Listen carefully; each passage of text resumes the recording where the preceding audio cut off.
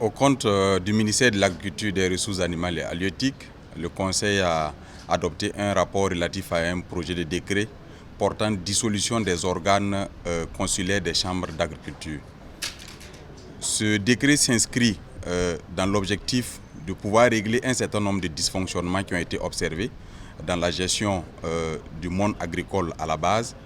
Et également, il est dû au fait que depuis un certain temps, les assemblées consulaires devraient être renouvelées sur la base d'élections et malheureusement ces élections n'ont pas pu se tenir.